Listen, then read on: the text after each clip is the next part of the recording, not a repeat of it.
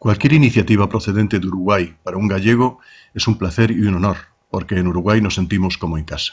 De ahí mi agradecimiento y satisfacción por haber sido invitado a participar en este curso de insuficiencia cardíaca. El tema que se me ha adjudicado es el shock cardiogénico y he escogido este cuadro de Miguel Anxo Prado para simbolizarlo. Expresa la situación de Galicia en estado de shock, asolada por una marea negra. En vez de la definición tradicional de shock como estado de insuficiencia circulatoria de origen cardíaco que se expresa por la disfunción progresiva de los distintos órganos, voy a utilizar otra no menos cierta pero más expresiva. El shock es sencillamente el camino de la muerte, la secuencia de cambios fisiopatológicos que conducen y preceden a la muerte. De esta definición se derivan dos corolarios. El primero, que la mortalidad del shock no tratado es del 100%, decir que el shock tiene mal pronóstico es una perogrullada, y la segunda, que cada enfermo rescatado del shock es una vida salvada. Esta definición nos sitúa mucho mejor en la importancia del tema. Aunque vamos a seguir un desarrollo convencional y basado en evidencias, introduciré observaciones o incluso opiniones que a mi juicio son relevantes, en concreto en lo relativo a la logística, el soporte y la clasificación del shock cardiogénico. Pido disculpas por introducir una perspectiva subjetiva. Las cosas van bien. En los últimos 25 años, tanto la incidencia como la mortalidad de la entidad se han reducido a la mitad, al menos en lo relativo al shock postinfarto, como veis reflejado tanto en la casuística de mi hospital como en un metaanálisis de referencia. Cabe señalar que en los últimos 10 años quizás se haya producido un estancamiento en la línea de mejora, lo que quizás sugiera que nos encontramos ante nuevas dificultades difíciles de superar. Es esencial destacar que el pronóstico vital y funcional de los pacientes que sobreviven a un shock en el contexto del infarto es idéntico al de los que no han sufrido el estado de shock durante su infarto. Esta diapositiva refleja las etiologías de la entidad. En la columna izquierda están las típicas, la que no es sino el estado terminal de una cardiopatía crónica y la relacionada con la enfermedad coronaria con sus distintos mecanismos. Esta última supone el 85% de los casos, por lo que muchos estudios, incluso experimentales, están realizados en este contexto. No siempre son extrapolables a las demás etiologías. Vale la pena retener las demás entidades porque un correcto diagnóstico etiológico puede ser crucial en el resto del proceso.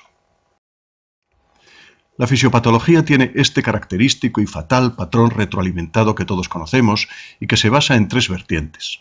La sistólica, que a través de la hipoperfusión genera o agrava la isquemia miocárdica, la diastólica, que por congestión pulmonar deteriora la oxigenación global y coronaria, y la respuesta inflamatoria sistémica, que en determinados casos puede llegar a protagonizar el síndrome, ocasionando disfunción multiorgánica por vasoplegia y de esta manera precipitar el final del proceso. Este aspecto explica que en los distintos estudios una fracción importante de los casos cursen con una paradójica situación de gasto alto. El diagnóstico, como la definición del shock, se ha basado clásicamente en parámetros hemodinámicos de los que no disponemos hasta que el paciente ha sido monitorizado. Hay que insistir, pues, en la clínica como herramienta imprescindible y suficiente para alcanzar el diagnóstico sindrómico de shock, para sospechar su etiología cardíaca e incluso para alcanzar una primera orientación fisiopatológica. El tiempo ganado en esta primera aproximación puede ser crucial. Gracias a la Surviving Sepsis Campaign hemos comprobado la obviedad de que cuanto más tardemos en tratar el shock, aumenta la mortalidad. Si en el infarto el tiempo es miocardio, en el shock el tiempo son vidas. El carácter retroalimentado del cuadro hace que el paciente sea literalmente engullido por los tres torbellinos fisiopatológicos.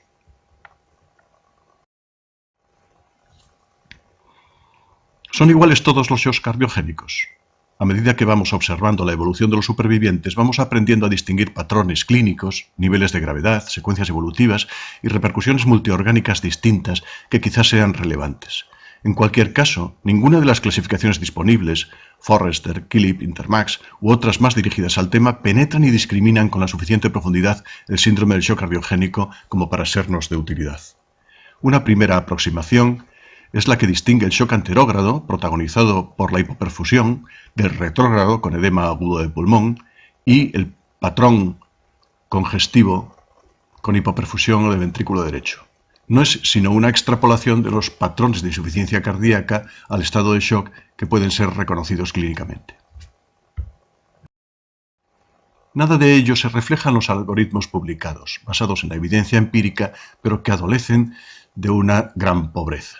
Este que os presento procede del grupo alemán de Thiel y asume que el paciente en shock puede ser rápidamente ubicado en una sala de hemodinámica donde se hará el diagnóstico etiológico y la revascularización percutánea si procede, Si se trata de una alteración mecánica será urgentemente intervenido, soportado mediante contrapulsación, y si una vez revascularizado persiste el shock se instalará un dispositivo de asistencia mecánica.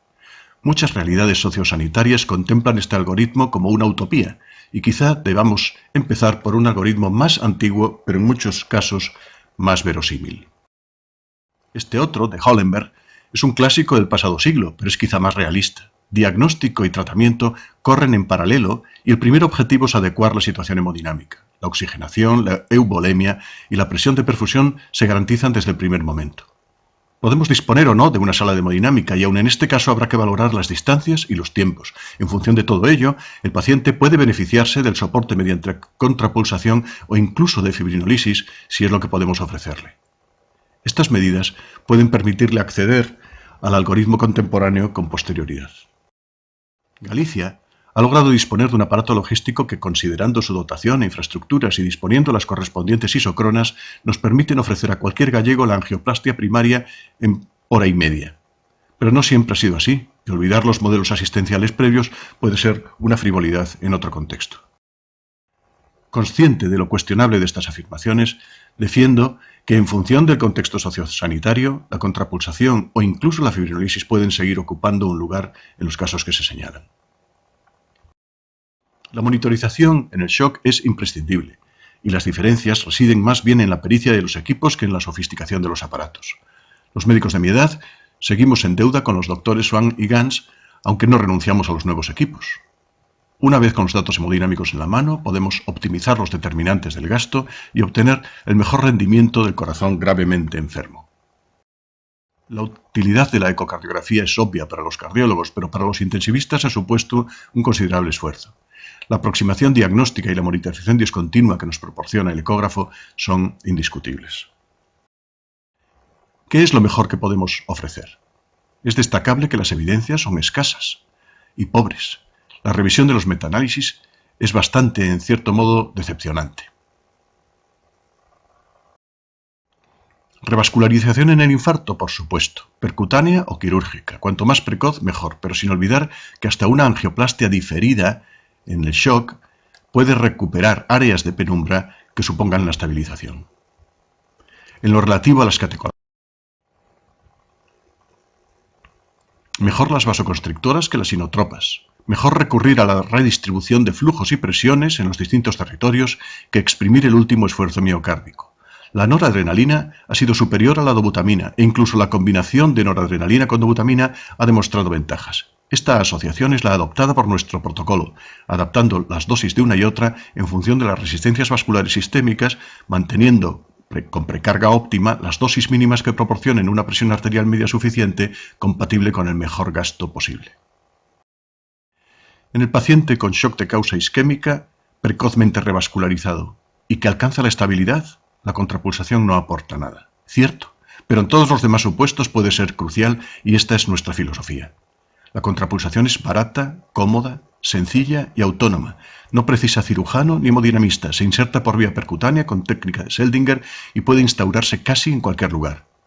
Proporciona solo 0,5 litros por minuto, también es cierto, pero eso es mucho en situación de shock. El 25% de 2 litros, perdón por la obviedad, pero muchas veces es suficiente. Permite al paciente llegar y recorrer el protocolo, aunque los tiempos y las distancias sean inevitablemente largos. Es peligroso olvidarse del balón como sugiere la actual tendencia. Hay pacientes en los que es crucial y hay otros en los que es suficiente. Esto nos podría permitir una clasificación del shock cardiogénico por niveles de gravedad, como propone Samuels, para prestarles un apoyo proporcionado. Adicionalmente, hay que recordar que la contrapulsación es compatible con cualquier otro dispositivo. En el terreno de la cirugía hay pocas novedades. Es imprescindible tener presente la lista de indicaciones quirúrgicas. Se trata de los grupos con los resultados más pobres, hasta el punto de que algunos autores sugieren contemplar la opción del trasplante urgente como una opción de menos riesgo en pacientes sin contraindicaciones. Con todo, los resultados han mejorado sensiblemente. En el shock refractario, la revascularización, tratamiento médico y apoyo con contrapulsación, hay que dar el paso siguiente a la asistencia mecánica circulatoria de breve duración. Se trata de dispositivos percutáneos capaces de proporcionar hasta 5 litros por minuto, lo que significa un soporte total. El Impella es el más fisiológico, al descargar el ventrículo izquierdo en sentido anterógrado. La última versión percutánea proporciona hasta 4,5 litros por minuto. Sin embargo, precisa la inserción bajo escopia en la sala de hemodinámica, tiene un coste elevado y se desplaza con facilidad, lo que, considerando que su correcta ubicación es crucial, complica su uso. El ECMO, una bomba centrífuga con un oxigenador intercalado, permite la inserción con control ecográfico, por lo que puede hacerse en la unidad de medicina intensiva. Proporciona un flujo aórtico retrógrado, lo que puede constituir un problema, pero permite traslados y presta un soporte eficaz incluso por periodos de semanas. Los dos son compatibles con el balón intraaórtico de contrapulsación. En el Tandem Heart, la cánula venosa se instala por vía transeptal en la aurícula izquierda. Es técnicamente complejo y ha presentado un mayor número de complicaciones. Nosotros no tenemos experiencia. Por último, el IVAC es un nuevo e ingenioso dispositivo del que aún no tenemos suficiente información. Hay que recordar constantemente que nos hallamos ante un nivel de gravedad en el que ningún dispositivo ha demostrado claramente superioridad, ni siquiera sobre la contrapulsación aislada. Por eso nosotros usamos de entrada el balón, al que en caso necesario añadimos ECMO o Impella. Este es el momento de plantearse los caminos de rescate. En ocasiones no es fácil excluir el daño neurológico relacionado con episodios de catástrofe hemodinámica. Se precisa un periodo de evaluación en el que la asistencia puede ir recuperando las disfunciones orgánicas que se hayan producido durante la fase precedente. Es también el momento de recordar que el paciente se encuentra sedado en ventilación mecánica, a menudo en fracaso renal y con dispositivos dialíticos, con un elevado nivel de invasividad, inmunosuprimido por la respuesta inflamatoria y exigiendo un nivel de cualificación global de la unidad que lo atiende elevadísimo. La dotación, la especialización de la enfermería, la protocolización de los procedimientos son, permitidme decirlo, lo más importante en determinar la supervivencia de estos pacientes. La lista de técnicas precisas es tan larga que en la práctica definen nuestra especialidad y configuran unidades de medicina intensiva cardiológica.